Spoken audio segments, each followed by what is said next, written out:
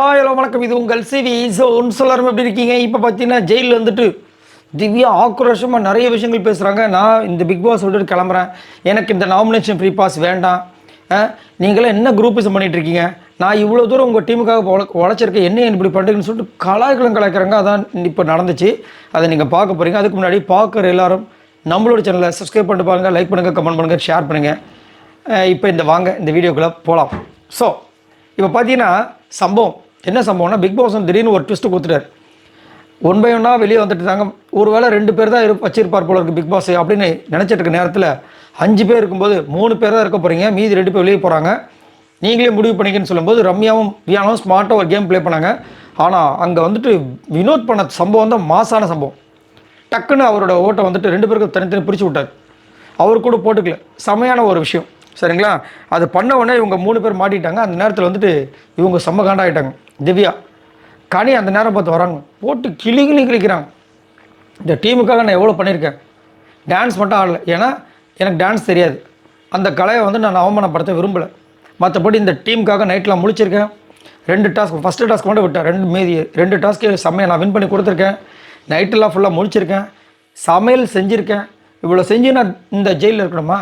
எல்லா சீசன்லையும் நான் குரூப் பார்த்துருக்கேங்க, இந்த மாதிரி குரூப்பிசம் பார்த்ததில்ல. அந்த குரூப்பிசர் லாயல்ட்டி இருக்குன்றாங்க. லாயல் எந்த குரூப்பிசரும்? எல்லா குரூப்பிசமும் இப்படி தானே இருந்துச்சு அப்படின்னா அந்த குரூப்பில் லாயல் இருந்தது. இது அதை விட கேவலமாக இருக்குது. அது உண்மை தான். சரி, உங்கள் டீமில் வந்து விக்ரம் என்ன பண்ணார் அப்படின்னு கேட்குற இவங்க அரோரா என்ன பண்ணான்னு கேட்க மாட்டாங்க.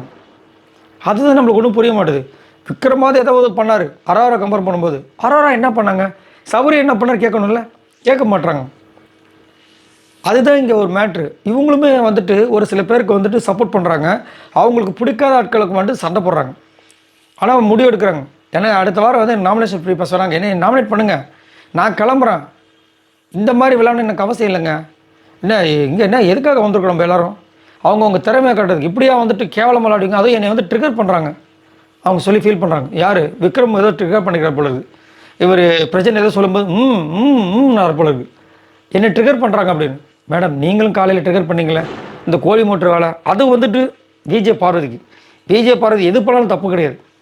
ஆனால் நீங்கள் எப்படி வந்து இது மாதிரி என்னை பண்ணலாம், என்ன நினச்சிட்டு இருக்கீங்க அப்படின்னு சொல்லிட்டு ஆதரை பக்கத்தில் ஆக்சுவலாக இந்த கேம் அந்த 10 பேர் சிறைக்கு போகணும்னு சொன்னோடனே ஆதரையே ஃபஸ்ட்டு வந்து சொல்லிட்டாங்க, எனக்கு வந்து சிவாஜி கணேசன் ஐயாவோட கேரக்டர் நீங்கள் கொடுக்கும்போது தெரிஞ்சு போச்சு, நான் எப்படி பண்ண போகிறேன்னு தெரியல, எனக்கு அவரை பற்றி தெரியும், ஆனால் என்ன எப்படி நடிக்கணும்னு தெரியாது, அதனால் என்னால் முடிஞ்சது பண்ண மன்னிச்சுக்கோங்க அப்படின்னு சொல்லிட்டாங்க. அப்போ அவங்களுக்கு தெரியுது ஒழுங்காக பெஸ்ட்டாக பண்ணலன்ட்டு.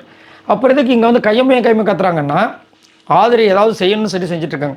அதே மாதிரி வந்து அழகாக அரோராவை ஏற்றி விட்றாங்க, விஜய் பார்வதி இறக்க வேண்டிய இடத்த இறக்கிட்டே இருக்காங்க, திவ்யாவை தூண்டி விட்டுகிட்டே இருக்காங்க. நிறைய விஷயங்கள் நீங்கள் நோட் பண்ணிங்கன்னா தெரியும்.